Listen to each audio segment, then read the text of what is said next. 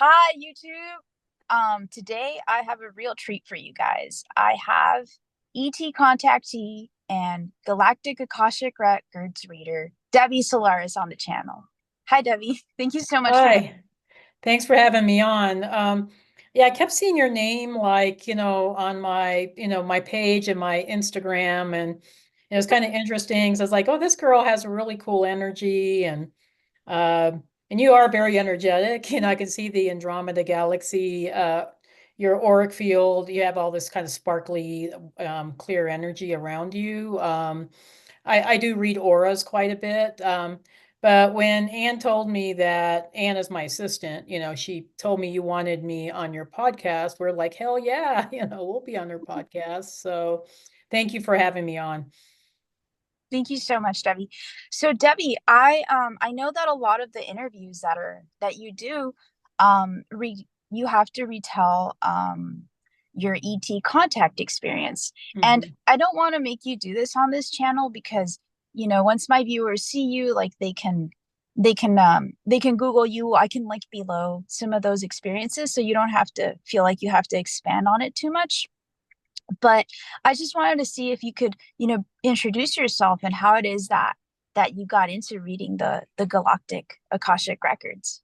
And Yeah, and that's a great question. And I like the way you asked it because you're kind of leaving it up to me to framework, my experience, which I really appreciate. But yeah, I do tell the ET contact story a lot, I so love it. I love it. yeah, and I think it's a great story, but I think, if folks are real interested in that, they can certainly look at my other interviews. I think I did a one with Jeff Mara and Emilio Ortiz, so they can check out those interviews and hear more about my story. But as far as how I got into doing this kind of work, it's kind of like it just kind of happened immediately for me. I feel like compared to a lot of my, I would say, colleagues that are, in the same genre as me or similar genres, that I'm really very much a late bloomer because I didn't really awaken until 2012. Before that, I had a very kind of ordinary existence. I'm a military veteran, so I was in the Navy for 6 years, and then, Thank you for your service. yeah, thank you. And we're coming up to Veterans. I think it's Veterans Day on the 11th. So that's coming up really quick.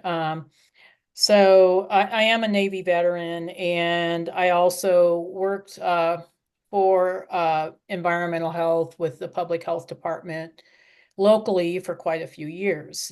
So I was, knee deep in the matrix. I mean, I was just living, the matrix kind of existence, and never really thought much about ETs or UFOs. It just wasn't something I was exposed to growing up. But I actually got introduced to it through my now husband.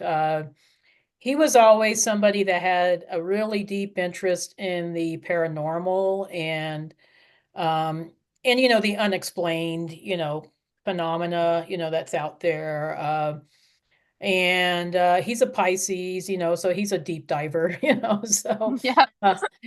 so um, so I was noticing, as because I was starting to date this guy, I thought he was really cute. He had this beautiful blue-green aura. I was just like, wow, this guy's really different. And when I started dating him, I noticed that he was reading all these UFO magazines. I was like, what the heck is my boo reading here? It's like, like what in This the guy's heck? nuts. Yeah, what is he reading? This is weird stuff, So I started reading the articles. And so I think in a way it was kind of helping me to expand my consciousness, to the fact that maybe these types of things could be real. But I never would thought that I would have my own ET contact experience. I did have two experiences with extraterrestrial contact or extraterrestrial abduction. Once in May 2012, and the second time in December 2012. Oh, the same And year. yeah, so that was, and I was brought on board an Arcturian starship. So I was interacting with the Arcturian beings from Arcturus. And that was when I started really awakening. I mean, if you have an experience like that, whether it be a near-death experience or an alien abduction or any type of out-of-body type experience, you get to that point where you're no longer going to be the same person afterwards. It's like you get exposed to higher frequencies, and so you get activated to a different level of consciousness. So even after the first experience in May 2012, I did know that I was not the same, that my life was never going to be the same. I knew something extraordinary had happened. And at first I didn't tell very many people, I was just kind of like, well, I don't think people are going to believe me, and Mhm. they're going to think I'm, Absolutely, yeah. nuts, so I kept it very much secret for 2 years. So for 2 years I pretty much just quietly took different spiritual classes, just trying to expand my own knowledge. So I went through this entire, like, I call it my own, personal mystery school journey, where I was just taking different classes in spirituality. And fortunately, I live in Colorado, so we have a very thriving spiritual community here, just like you guys do in California, So Very lucky. yeah, yeah. So we have, a lot to choose from here, even here in Colorado. So I was always finding different classes to take, whether it be crystal healing or working with tarot cards or astrology or Native American medicine wheel, harmonic astronomy. I mean, it was like the gamut.. I just took everything I could. I didn't really get aligned with Akashic Records immediately. I knew I was getting downloads of information. At first I thought, where am I getting this information from? All of a sudden I know about all these different star systems I never heard of, and I know about star races, and I'm seeing, this whole ancient history, galactic history. And I did my own research on that, but I didn't realize that that information was coming from the Akashic Records until I would say probably around 2014. I started taking Reiki classes locally, and I asked my teacher, like, where is this information coming from? And she says, well, it sounds like they're coming from the Akashic Records. And I never heard of the Akashic Records. I didn't know what they were.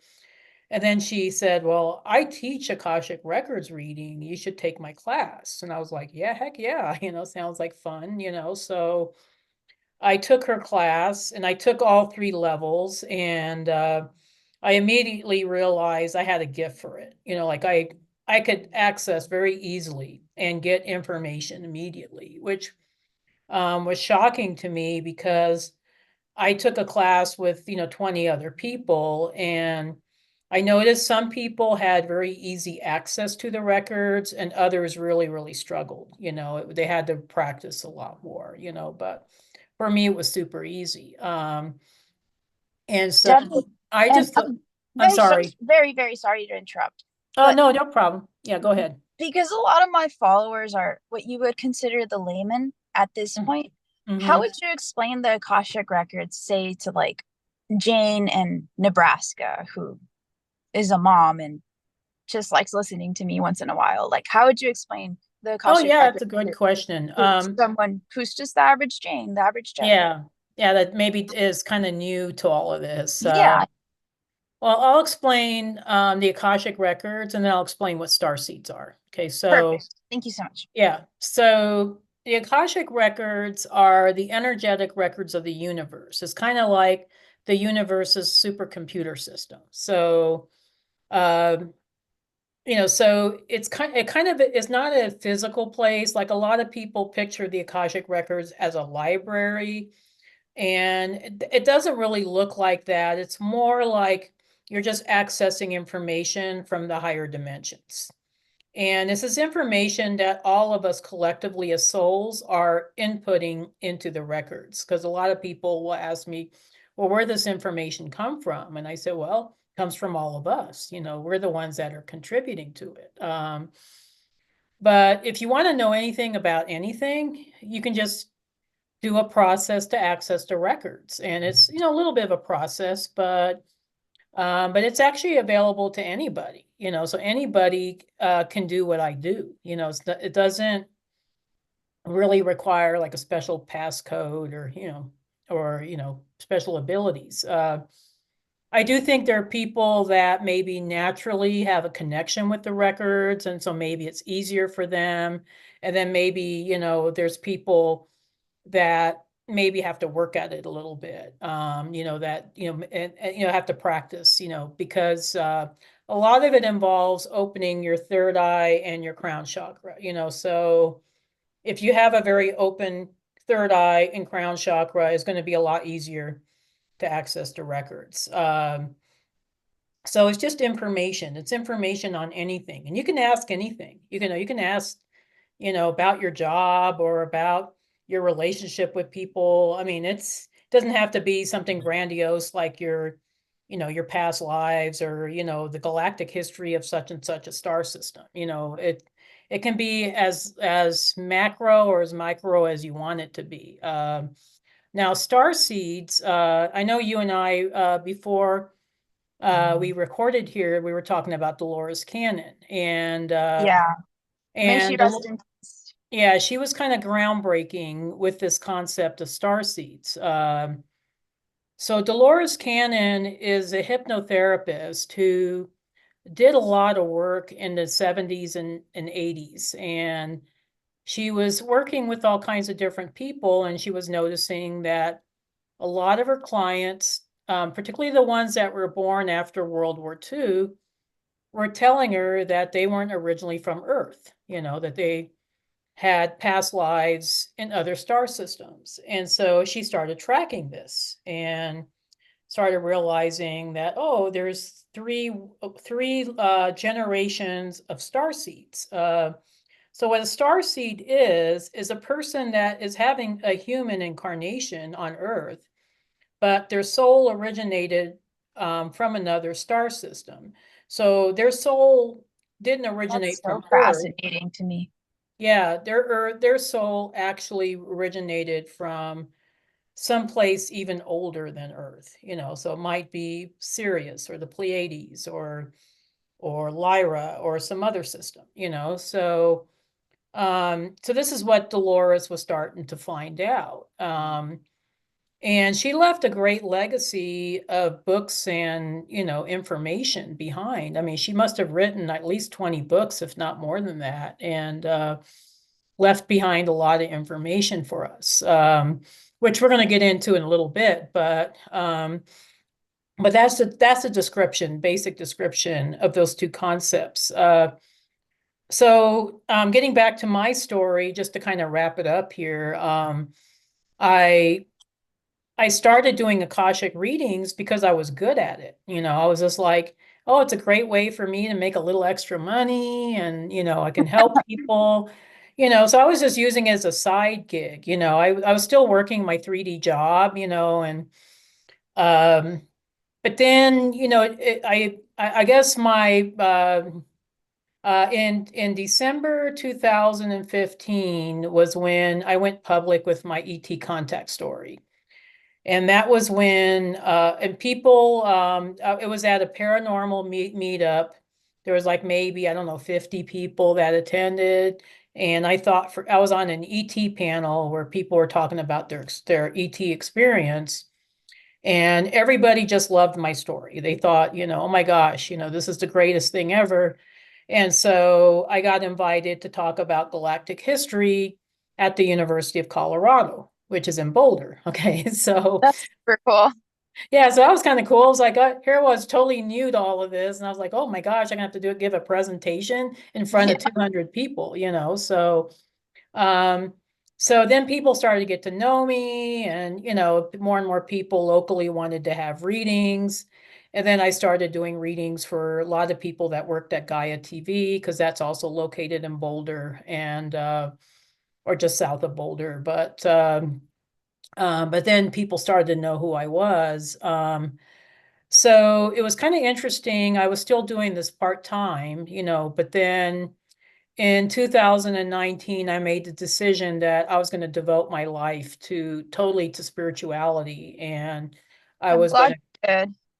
yeah, so I completely broke away from the matrix at that point. So at that point, because I was trying to coexist in both worlds, and I found that I couldn't do that anymore. We're going to talk about this more later in your because I The know Matrix. some of the questions you're going to ask me, um, but we it's kind of like, you're trying to navigate both worlds, and it gets to the point where you have to make a choice. You can no longer try to have one foot here and one foot there. It can't be in alignment anymore. And actually you start developing a lot of health issues and and other problems when you're continuing to live this dual life.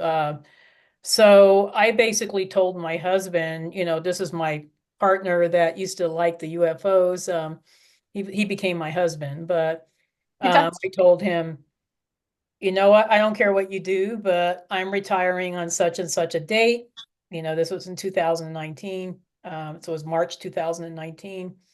And I didn't look back. And it was funny because in June 2020 was when Gaia finally had me on the Beyond Belief show. And then, things kind of blew up from there. So that's basically how I got into doing Akashic readings, but I really love Akashic readings. I love the Akashic records because the information you receive from the records, regarding if it's about yourself or it's about, what's going on in general in our reality, is so life-changing. It's so life-changing that I don't know, I've seen so many people transform their lives, including myself, just from the information I got from the records, also transform my life, so this is probably one of the major keys of transforming your life is,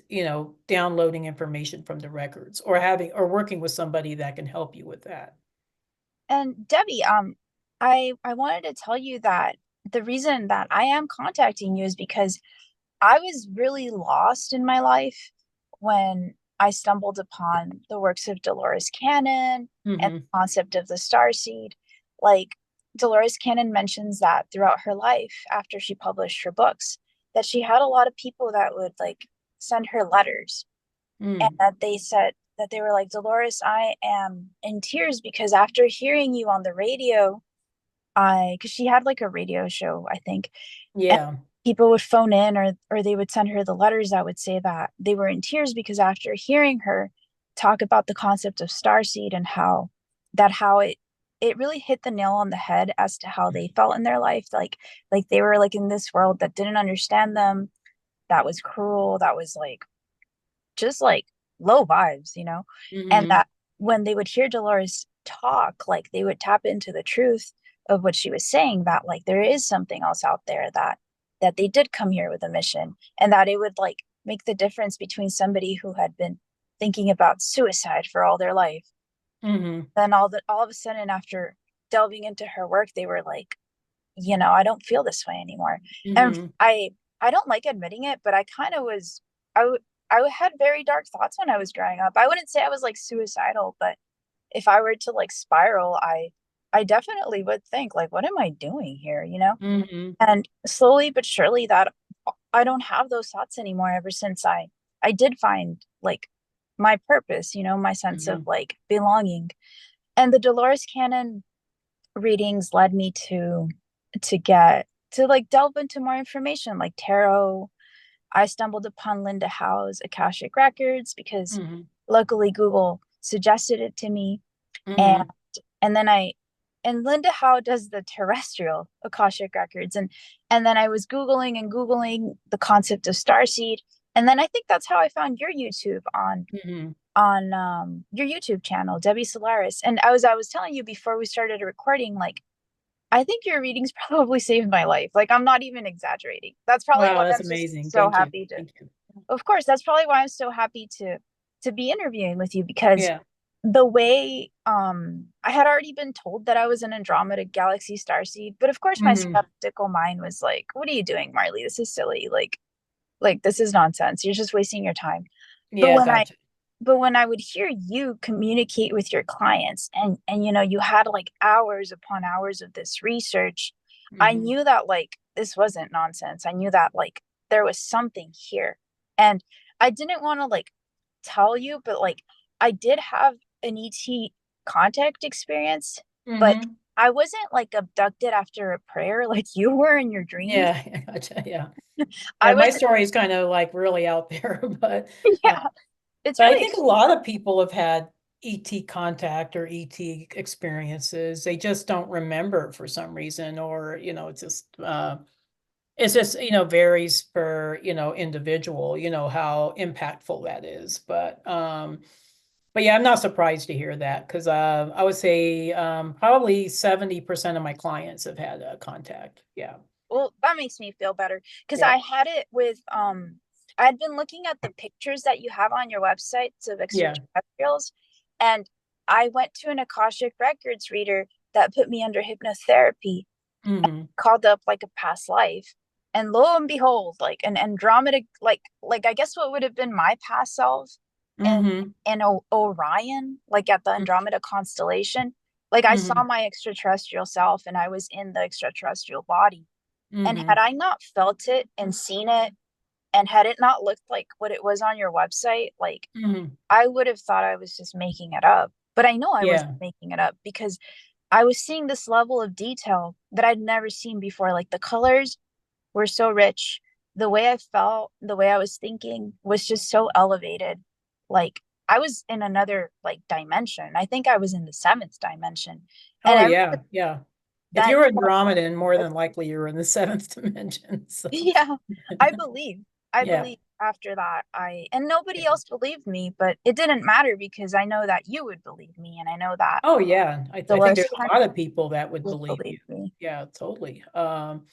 And I do think, for a lot of us, because the veil between dimensions now are thinning. So, even, the 3D dimension, which is really dense, a lot of us are kind of moving past the 3D. So we are starting to remember things more.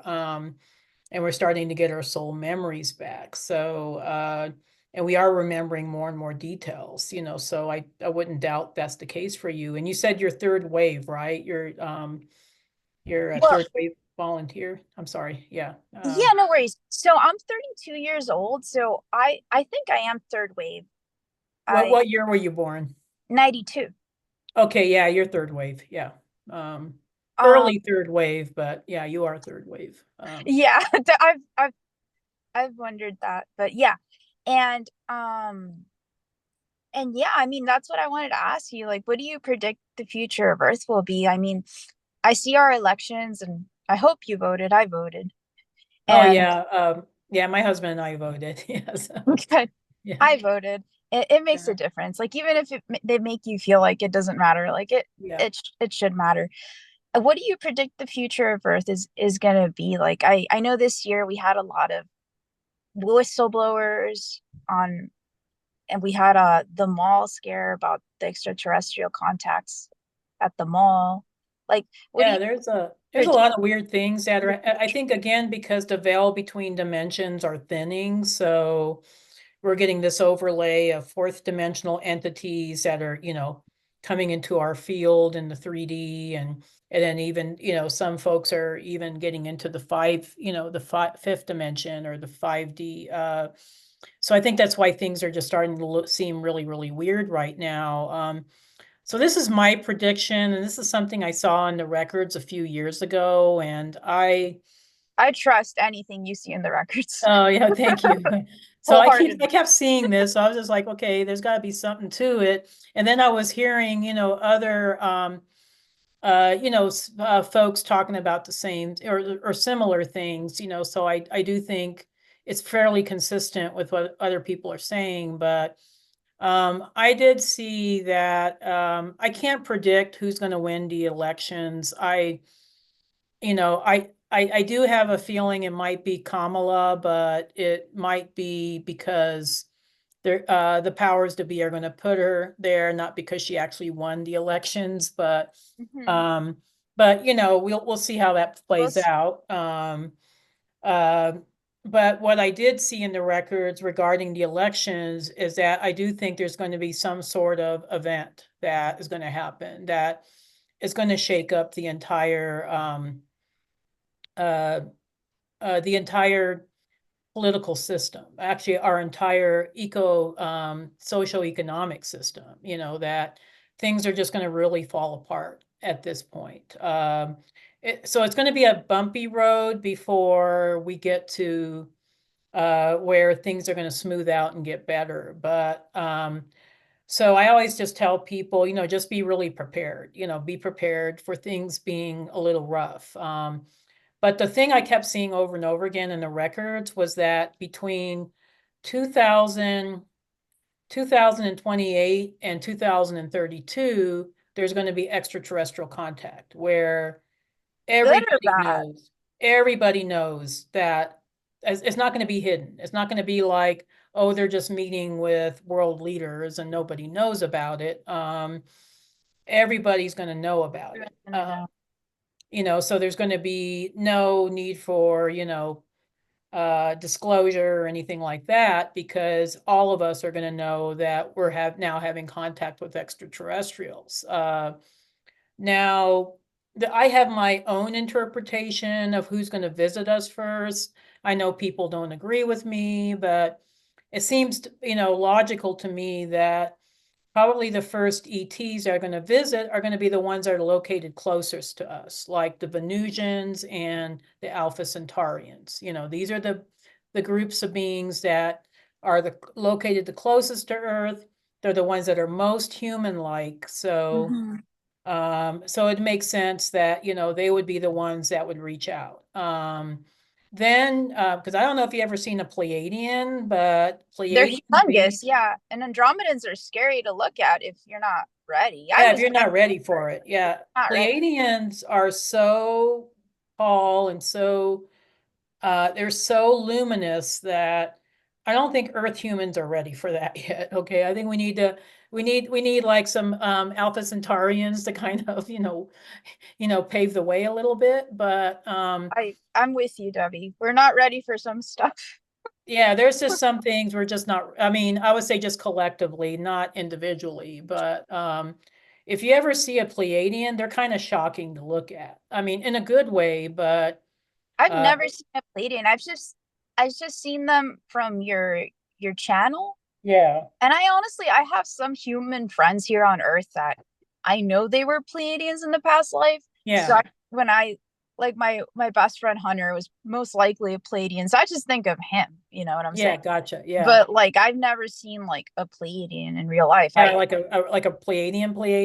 We're not talking starseed. We're talking like a Pleiadian. real one. Like are they Yeah, like like a a real one. oh, Yeah, they're just like, I mean, whoa, I mean, it's like, I mean, I think the first time I encountered a Pleiadian, I was in shock. I mean, I was just totally in shock. I was just like, what is this thing? It's just, I mean, not that they look scary. They're very beautiful looking, but it's just that they're so luminous and their energy, their frequency is so high that I think we need to get acclimated with some Venusians or something, so yeah, definitely. um and Venusians are very high dimensional too, don't get me wrong, but they are a little closer to being in physical form than I know a lot of people know about Valiant Thor and, him visiting, back in the 1950s and stuff, so I'm gonna look it up. I've heard Venusians visited a presidential council, but I yeah, didn't they visited FDR. FDR, yeah. But they Yeah. look humanoid. They look like pretty good looking humanoids. Like They look like humans. They look very good looking, they but looked good. Yeah. yeah, they look like, wow, like better than Earth humans, but still pretty humanoid. And the same with Alpha Centaurians, they might be a little bit taller, maybe, maybe better looking, but for the most part, they look pretty human. So those are probably most likely the races that will be contacting us first. And then we'll start seeing the Syrians, the Pleiadians, and Arcturians, and all that. But yeah, if they're not ready for a Pleiadian, they're definitely not ready for an Andromedan or an Arcturian because they're very different looking. So Debbie, the yeah, only reason I didn't like have like the only reason I didn't disassociate in shock during my regression was Mm-hmm. because the Andromedan had my face. Yeah, yeah, Because in the past lives you still have the same face. So that's yeah, why I had the trust. And she yeah, felt like, and she was also female, so I felt like her female energy, and it had my face. So I was like, okay, I'm convinced. But if it yeah. had not been for that, I would have disassociated. I would have been like, get me out of here. Oh, I know. Yeah. Yeah, so I think, once that happens on our planet, things are never going to be the same after that. I mean, they can't be. I mean, because all of a sudden now we're going to have access to extraterrestrial technologies, which have actually been around, but they've been hidden from us. But now they're going to be available to all of us, So we're going to start, moving towards becoming more galactic citizens. And it's going to take a few years. It's not going to be, a really easy ride, um but I do believe, just from what I've seen in the records, and it is, later this decade or early next decade, we're going to have extraterrestrial contact, and then things are really going to start moving with the ascension process. They cannot not happen, so that's my view of the future. I do see a lot of the old systems falling away, like the medical system is not going to be the same anymore. Transportation is not going to be the same. The way we use energy is not going to be the same because now all of a sudden we'll have access to free energy devices, so Thank things are going to God. dramatically, I know, tell me about it. It's like, I mean, Debbie, I don't know. I have this thing about airports and airlines and the whole air travel thing. It's so antiquated. It's just like, why? I mean, in 50 years, the airline industry hasn't changed at all. And I yeah, think that's purposeful, that was on purpose. Yeah. Yeah, it's totally purposeful. And that's one of the things I think are going to be the first to go is the way we travel right now, which is very antiquated. People are going to start developing the ability to teleport. I'm And ready for that. I can't even count the number of dreams that I used to have where I was like flying or doing that type of stuff, that I mhm. had telekinesis, and then you wake up and you're like, oh no, I have to get the bus today. It's gonna leave me. Like, but Debbie, I wanted to ask, like, you say like a lot of technology is gonna be introduced into our world that's gonna help us, hopefully. But Mhm. I've heard a lot of different different thought forms that different people that say that like we already do have access to these technologies, and Yeah, for we do. example the ability to teleport, but it's kind of been kept hidden from us. And I think the same way that they purposely keep the education system antiquated, they purposely keep everything antiquated to keep us at like, I think like at a slower pace. Yeah, Like, exactly. Yeah. what do you have to say about that as somebody who like has this insider knowledge?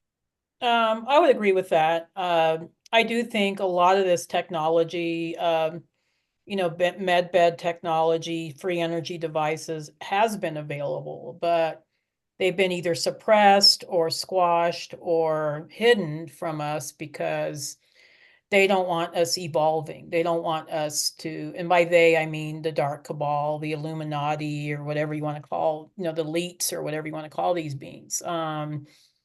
And they want to slow down our ascension process. I don't think they can totally stop it, but they're certainly going to try their best to stop it. But basically, their whole mission is to have enough humans, just enough humans on Earth, to pretty much be a slave to them.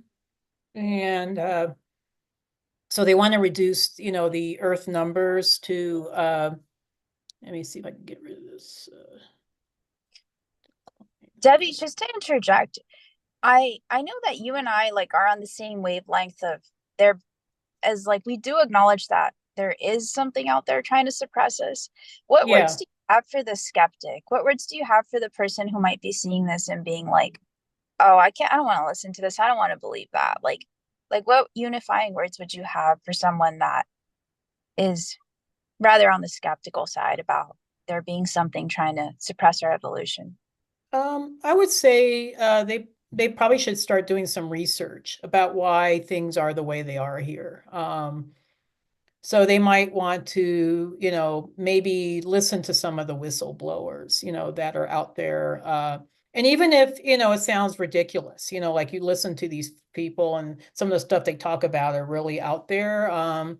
Yeah. You'll just keep an open mind and maybe listen to a viewpoint that doesn't necessarily agree with yours and see how you feel afterwards. Mm. And start putting the pieces together, like, okay, I remember when I watched the whole Matrix series with Keanu Reeves, this movie that came out in the 90s, that whole series. I remember thinking there's a lot of truth to this. This isn't a fiction story. It's actually the reality of what's going on, but I had no way of proving it. It's just something that I deeply felt within myself.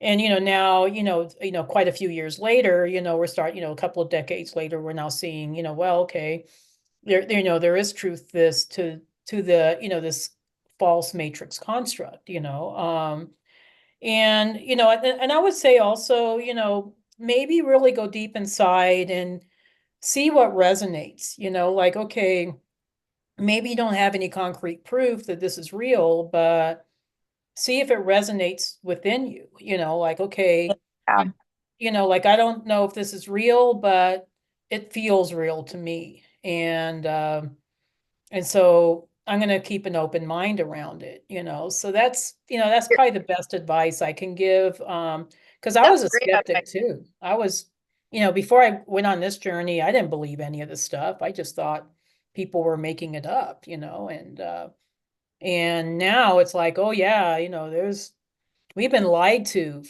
I mean, by everybody, by our governments, by religion, by our leaders, for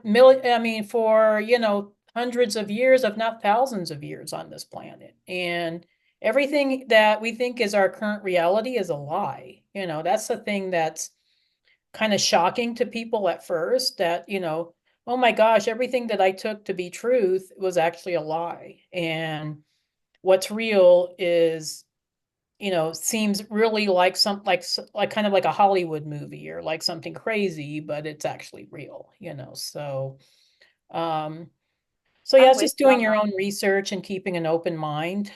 But yeah, that's a good question, because there are a lot of people that might listen to this broadcast here and be like, I don't know what that lady's talking about. Yeah, absolutely. And Yeah. I've actually, in my personal life, I've had people reach out to me and say, well, it wasn't somebody I really knew that deeply, but I still I was a little sad about it. And this person Yeah. told me, she was like, hey, I don't think we should keep being friends because it seems like you're really passionate about your aliens and your conspiracy theories. And I'm not. I don't really believe that, but you should believe whatever you want. I just don't think we should be friends anymore. And I was just like, oh, okay. And I was like, I respect that, but I'm gonna, At least they were nice about it and they didn't call you crazy or, delusional or, so yeah. yeah, yeah, And I was fine. It wasn't really somebody I knew that deeply, but I was just, yeah, it opened my eyes to the fact that, it's you can only talk about this stuff and within a circle, Like, yeah, again, I go to that person and be like, look at the experience I had on this Andromedan spaceship, and, yeah, yeah, and exactly. she would section me immediately. Yeah. But yeah, I mean, thank you so much for answering that. Um, I so I already asked you about what you predicted the future of Earth to be, Mm, and mm. I'm very excited. I'm very excited for future ET contact. Another question I wanted to ask is what we talk a lot about the three waves of volunteers of Dolores Cannon, how she said that the first wave kind of came in, which are the people that are in their 60s right now. Um, you're part of the first wave, right? And that you guys came in to lay a foundation for the second Mhm. wave, and the second wave is more of a system buster, people that are in their probably 45, and that Probably in their 50s and 40s. Yeah. Yeah. and in their 50s, and that the third wave, which I'm early third wave, Mhm. 90s and afterwards, like, but Dolores Cannon died after positing these theories. So what I wanted to ask you is like, what comes after the three waves of volunteers? Like, what is Earth gonna look like now that it's like getting more and more populated with like all these star seeds, these system builders, all these composites? Like, Yeah, that's a really good question. I don't think I've ever had anybody ask me that question, so thank you. well, I'm honored. Thank Yeah, no, it's a great question. Yeah, so we do have the three volunteers. I know there's a generation called Generation Alpha, so I think those are the people that are going to be uh, actually the new leaders of the new Earth, So, and what I notice the difference between the Gen Zers and the Gen Alphas is that the Gen Zers are way out there. They're just like, they are, I mean, crazy in a good way, but they are you. out there. I Fearless, mean, yeah. and they have to be as imaginative and as inventive as they are. The Gen Alphas, these are the kids that are being born now, that are, probably 10 years old and younger. They're a little bit more stable, they kind of almost returning to more traditional values, which kind of makes sense if you're creating a new world. If you're creating a new world, you want people that will use a lot of common sense to create a practical system, for this new world. But at the same time, they're not attached to the old world. They're definitely, I would say visionaries, but a little bit more stable maybe than Gen Z. But what I do see overall with us moving into the new Earth is that we're not going to have a need to create new systems because there will be a new system in place when we do step into this fifth dimensional reality. And there's many of us, I think, that are traveling in between dimensions right now. I think this is where the ascension symptoms are coming in, because you get people that say, gosh, I feel a little weird today because I just feel really out of touch, or, Absolutely. Absolutely. so I think that a lot of that is caused by us, just traversing through these different realities, trying to it's like we really reside in fourth and fifth, but sometimes because we're still working or we're still dealing with family members that might be 3D, we spend time in the 3D and then we don't feel in alignment with it. So we start, Yeah. feeling these symptoms, So that's, my take on ascension symptoms. But eventually the 3D is going to be phased out. There isn't going to be a 3D existing on this planet. When I'm that happens, I don't know when. I mean, I can't say. I think that depends on a lot of factors, but what we are seeing is that a lot of souls that maybe have not chosen to be part of the ascension are attritioning out. We're seeing a lot of deaths lately on this planet. I mean, people that are fairly young, that are kind of exiting the planet. So Debbie, is this voluntary or is this an unconscious choice I that think it's an unconscious choice, maybe. I mean, because I don't think anybody will say like, "Oh, I don't want to ascend." I don't think consciously they would think that, but maybe for whatever reason, maybe they have some karma to work out, or something that is they've chosen to stay in the 3D. Or maybe they're just younger souls and they're not really ready to be part of the ascension process. We do have a fair number of Earth souls on this planet. oh Not yeah, everybody is a star seed. I get asked that question a lot. Is everybody a star seed? And I said, a lot no, of us are, but there's a lot of people no. still that are Earth souls. So they're younger souls and they're not ready for the 4D or the 5D or the 6D or whatever. So yeah. And yeah, and I think that's fine. I think it's very noble to for a soul to have chosen to just be an earth-based soul. I think Mhm. that just like in the ecosystem, there needs to be like a little insect and a little frog that eats the insect, and the insect eats the plant. Like I think that's beautiful to have that that composite in there. But I do think that that having conversations like this is good because like in the same way that I was very, I don't like using this word, but healed Mm-hmm. by Mm-hmm. listening to like, you know, your conversations, like because Debbie, I'm somebody who therapy, like I had heard about like all these therapies and I went to a therapist once and she horrified me. And I went to another therapist and I had to run for the hills. Nothing was working for me, Debbie. And then all of a sudden this little alien talk starts working for me. And Mm-hmm. I'm somebody who had like spent like thousands of dollars and been through the health care system looking for an answer, looking for some solace. And it wasn't Yeah. coming to me. And it came to me in the form of Debbie Solaris, the Akashic Records, the starseed concept. Like there has to be some truth to this.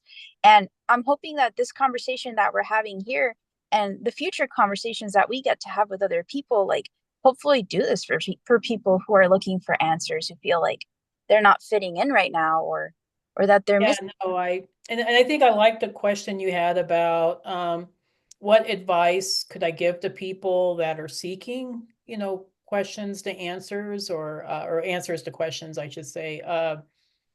And again, it's same as the skeptic, just keep an open mind and, maybe do a past life regression or maybe, Those are do, fun. yeah, they are fun or a QHHT session or an Akashic session. I can say that the Akashic information is absolutely life-changing. I've seen so many people. I've done thousands and thousands of Akashic readings in the last, I would say, 10 to 12 years. And I've seen because some, because you believe in them, because you yeah, no, see the power of the healing people go through and the transformation. oh, totally. Yeah. I mean, I wouldn't be doing this work if I didn't believe in it, but because I've seen how it transformed my life. I mean, I was on a straight path to probably an early death, probably a very miserable life and an early death because I I was had so too. many, yeah, because I had so many health issues like you did, so I also went through the gamut with allopathic medicine and when I started working with, my own, particular star lineage and the particulars about what people of my star lineage struggle with, then it started making sense to me. Then it was like, oh, okay, that's why I struggle with this because it just didn't make sense before. Like, well, I keep getting tested by the doctors. They're saying nothing's wrong with me, but I know there's something wrong, but Mm-hmm. uh, the other part of this too is because I think a lot of us, we've had certain contracts with maybe certain Earth families or We for do. yeah, certain lineages on this planet that we have to work through our karmic connections with those ancestral family lineages. So that's why I think a lot of us as star seeds, we choose like this really difficult path of I'm going to go through several lifetimes of trauma, or illnesses in order to transcend that, in order to transmute it so that I clear the karma of this family that I have this contract with, which is a whole other conversation in itself. I mean, it's very fascinating, but as star seeds, we don't really have a connection to this planet as souls. So we have to make contracts with Earth families in order to incarnate here on Earth. It's like a tax to pay. Like you let me in and I'm gonna do this work for you so you can Exactly. have a better future. And they're like, I'll take it.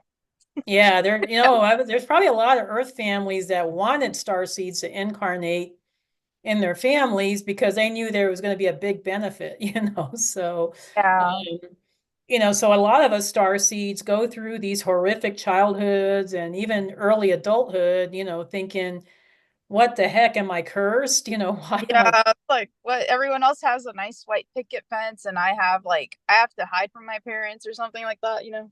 or I have this, really shitty life, and nobody understands me, nobody appreciates, me. And then, once we transmute and we do the shadow work, then, we do the clearing work, then things start to take a turn, especially once we get aligned with our purpose. I love that you're doing this podcast because you work so much in the 3D realm, with the work you do in California. And I think you're very relatable to a lot of people. So I do think you're going to have a great outreach, so Appreciate it. I yeah, appreciate it. yeah. Well, um, thank you for touching upon the family karma and all that, because I kind of had been thinking about it for the past few days, that um I think sometimes that it is like a favor. It is a favor to show up as your best self, even if other Mm. people aren't. It is a favor to others to treat them with kindness, even though they never really have that in them. It's a Yeah. favor to lead with love, you know? Yeah, and especially if, your family doesn't quite understand you or appreciate, I know I went through many years of that with, my family thought I was pretty much crazy, but now they think what I do is really cool. They think it's like, um, because I'm successful at it. I think if I wasn't successful at it, they wouldn't think that, but yeah, but yeah, this is the power of, I would say, embracing who you are as a soul and, your path, your mission. It just gives you a sense of belonging and purpose and, just a greater mission of, hey, there is a reason why I'm here. It's not just to suffer, it's not just to go through all these bad experiences, there's a bigger purpose to it. Absolutely. Yeah, I think the concept of attaching a bigger purpose and a mission to the things we do takes Hmm. dissolves the mundaneness, dissolves the pain, and I think it really helps people helps people boost their morale. Oh, Um, totally. Yeah. Yeah, I I just know that once I knew that I was connected with Arcturus and that I was connected with the Arcturian collective and the Arcturian beings, it was like it made everything that I suffered through just all of a sudden fell into place. Like, okay, there was a reason for all of this. It wasn't just, that I just have bad luck or, was cursed or, whatever it is people think, it was a much greater purpose to everything. Okay, so that's it. Yeah, no, that's incredible, Debbie. And Yeah. um, do you still have a little bit of time to talk about Orion? Oh yeah, yeah, let's do it. Yeah, let's talk about Orion. Yeah. The question I had prepared, and you don't have to answer all of it, but I got very Yeah. excited writing about it. Um, do you know what living in Orion was like? Was everybody in Orion living a military life? Because, like I said, in my past regression, I was shown inside a spaceship and I was an Andromedan, I think helping out with the Orion missions. And you mentioned a lot that Orion, that Star Wars by George Lucas is based on the Orion Wars. And that Mm, what Orion did, much like in Star Wars, was have a battle between the light and the dark. And that in Star Wars, the light won. And now mm, Orion, the light won as well. And I mm, think a lot of people, I think you included, have said that that's kind of what's happening on Earth right now, that we're having mm. battle of the dualities, like the good consciousness versus the bad consciousness. Could you expand a little bit on this and how you see this playing out on Earth, or something Yeah, you totally, people? totally. Yeah, I love that topic because a lot of people malign Orion. They think, Orion's just nothing but reptilians or, I don't know, gray aliens, but Orion was actually quite diverse. It had I would say quite a few different species of beings that coexisted with each other, and Orion's a huge constellation. There's a lot of stars, so there was a lot going on in Orion. I mean, it was kind of like the melting pot of the galaxy, if you want to call it that. But Orion, because it was so diverse, there was outlier stars of Orion that were more the reptilian outposts, so also the reptilians also, settled in Orion, and even the gray and the tall grays and the short grays settled there because Orion was located so close to Zeta Reticuli, so you had like just a big mix of beings. And so in the outlier stars, these were all like the reptilian and gray outposts, and they aligned with each other to form the empire, what I call the Orion Empire. Then you had the belt star people that lived in the belt stars of Orion. That was more the ones that just wanted to live in peace, and they just wanted, just to be self-sovereign. They didn't want to become part of the empire. But, the reptilian ways to conquer as much as they can. So they were constantly trying to conquer these belt stars, but they met up with a lot of resistance from what they called the Black League resistance fighters, who were the beings that were fighting for self-sovereignty and freedom. And so you see these themes throughout all the, Star Wars movies, this fight, against light and dark. Eventually, the Galactic Federation was called in because the Black League resistance fighters, even though they were quite, I would say hardy beings, they were outnumbered by the Empire, so they needed some allies, and so they called upon the Galactic Federation. So more than likely, you as an Andromedan being, assisting with the Orion situation, you were probably connected with the Galactic Federation or some offshoot of it. That's what I So thought. yeah, so and I think a lot of us have memories like that. I think a lot of starseeds that are attracted to the military, because and I'm one of them. I was in the military for 6 years.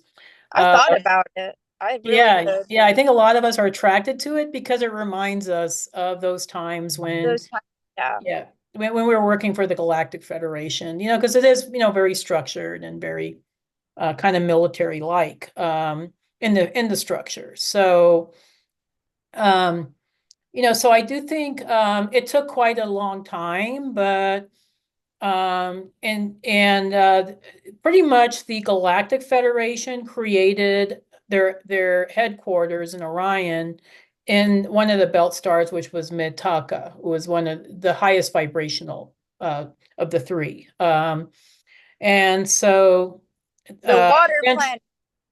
what's that? The water planet. The water planet, yeah, with all the mermaids and Yeah.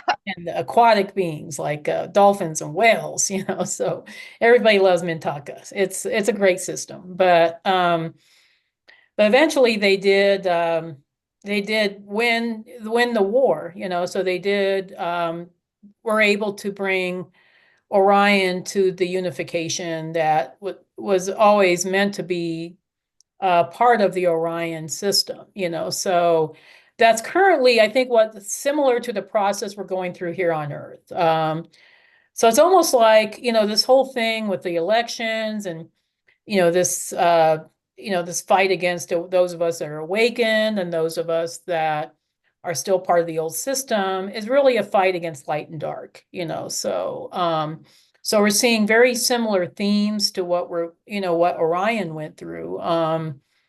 And my guess is, the light is going to win out. I don't think I the hope so. dark is going to win, but it's going to be bumpy. It's going to be hard. It might take a while. But I do think we are going to see 5D ascension within our lifetimes. It just, that's why we're all here. That's why we have so many star seeds incarnating in these 3 generations that we talked about, because we are going to see Earth ascend in this lifetime. There's no doubt about it, in my mind anyway. Some people are saying, oh, it's going to happen 500 to 1,000 years from now. Mm-mm. Oh man. No, Fuck. no, What I'll be very disappointed if that was the case, but no. Deb, what can we do to prepare? Like Yeah, what I do you guess, recommend? Should we like yeah, I work mean, it's going to out sound like a boot simple camp? answer, but a lot of people think like they have to do something grandiose, like, oh, I gotta be this mega starseed, Yeah. you know, um, I don't think you have to go that far, I think, there's some of us that may have this, higher calling, but I would say just keeping your vibration high, helping others, being of service to others, Being humble. and just connecting with your higher self and your star families, and keeping an open channel between you and your higher guidance, whatever that might be, is probably going to be the best route. Oops.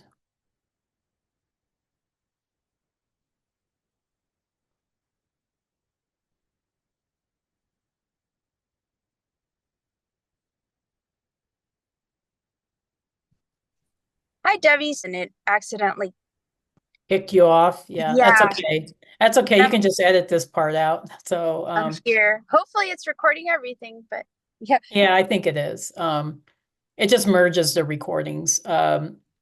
it better. If not, I'm Yeah, gonna go to Zoom Corporate. yeah, no, we can't do this again. Yeah, so yeah, just to answer your question about, what we can do to prepare. And I would say, just staying pretty aware, not buying into all the fear and the hate and all the conflict here on this planet. But I think certainly being aware of what's happening around us, that way we know how to navigate. Because, there are a lot of us that still have to be part of the 3D. And sometimes it's hard because you feel like you're living two different lives. I know I did that for many years where I was just like, working my 3D job and then I was doing my spiritual work. And it gets to a point where you can't align with that anymore. You have to make a choice. For years, I've had, my spiritual guides tell me that I had to make a choice. I could no longer straddle both dimensions, and Mhm. finally in 2019 I made that choice that I was going to give up the 3D matrix. And sometimes you have to kind of plan it. It doesn't like happen overnight. You can't, I mean, because we still live in this matrix reality where we have to make money and pay bills and stuff like that. So sometimes it does take a little bit of planning, whether or not, you choose to save your money or maybe make some decent investments or, whatever that is going to help you, ride through the transition. But yeah, I would say, yeah, try to break out of the matrix. That's going to be step number one is raising your vibration, connecting with star family, connecting with your higher self, and then breaking out of the matrix, leaving that behind for good. Because we are all masters of our own destiny and we can all create our own 5D realities. And I think if there's enough of us doing that, the current paradigm is going to just crumble, so that's kind of where, Hey, yeah. thank you, Debbie, and I agree with that. What advice would you have for somebody who, like, for example, like me, like I can't retire right now, Yeah, but totally. Yeah. Yeah. like what advice do you have for those people that see the Matrix and it does make us uncomfortable and all that, but we still have to show up. Like we still have to Yeah. show up because it's like, maybe your boss is a reptile, but you still have to show up. Like Yeah, no, I what hear you. what Yeah. advice do you have for us um to navigate something like that? Yeah, it's hard because I know I straddled those two worlds for a lot of years myself, and I sure didn't feel in alignment with, my 3D job anymore. But I still had to work and, make money to pay, my mortgage, so or, rent or whatever, so I would say, you know, um, still be, present at your job, but maybe not buy into all the politics or all the toxicity, try to keep yourself as separate from that as possible if you can. If it I'm gets to, good at that. yeah, where you just kind of, you're an Andromedan, so you're really good at staying in your own lane,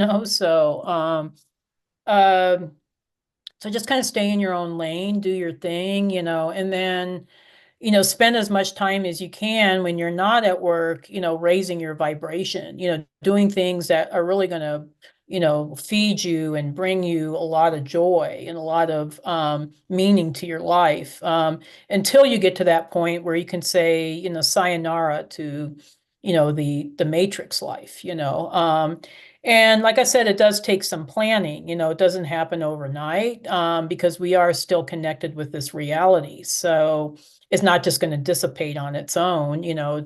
It's like you have to make a conscious choice to break away from it. But I would say just doing what you can to keep your vibration high and continue doing the work, the good work that is going to be quite a bit more meaningful.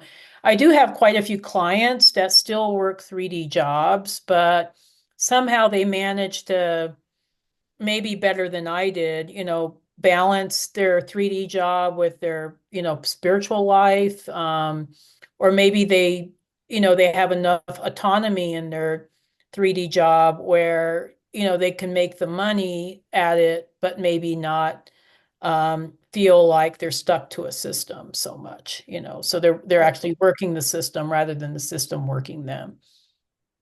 That's the goal. Yeah. Um, I'm really looking forward to that. Thank you for this advice. And I guess just the last question I wanted to ask, like, do you think Elon Musk is going to take us to Mars? Should we be going to Mars? What are your thoughts on Mr. Spaceships? Yeah, I don't know. I did an Akashic reading. Actually, it's kind of interesting. I just started doing these celebrity readings. I I didn't love really. them. Keep it Yeah, I up. know a lot of people love them, and I'm actually going to record a couple more today. But I'm not going to say who it is. You guys will just have to find out. But I think it's going to be some folks that are really interesting. But with Elon Musk, what I saw with him, he's definitely an Andromeda Galaxy origination soul, but he's, like a lot of people, he's made some bad decisions and he's made some very, life-changing, transformative decisions. I do think a lot of what he's doing is going to help change the planet, but maybe not in the way that people expect. Is he going to Mars? I don't know. I mean, do we really need to be at Mars? Who knows? I do think it's part of our journey to become galactic citizens, so I do think, this process is necessary. So yeah, whether you love him or hate him, he is a visionary and he is taking us to that next level. So you have to admire him for that. Oh, I do. I do. I do like acknowledge that if somebody's not out there like doing what he's doing, like nobody would be doing it. Yeah, I mean, somebody has to do it, so why not? Somebody has to do it. Yeah. Why not Elon, right?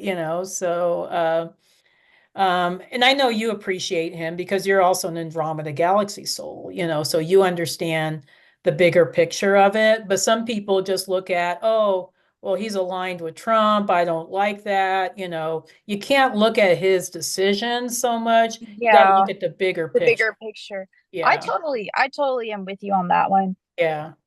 I mean, for what it's worth, it was the advancement of space technology that helped so many other civilizations before us preserve themselves. Oh, And totally. Yeah. If Lyra and Vega didn't have space travel, we wouldn't be here today. I mean, that's just the reality, Same with, the Galactic Federation or the Arcturians or the Andromedans. If they didn't have the technology they had, Earth wouldn't exist, to the level. I mean, we'd still be in the caves, hunting down mammoths with our spears, so yeah, so yeah, so there is, something to this. And I do think, even if it doesn't seem like somebody's in alignment with the light, you have to look at the bigger picture of what they're trying to accomplish.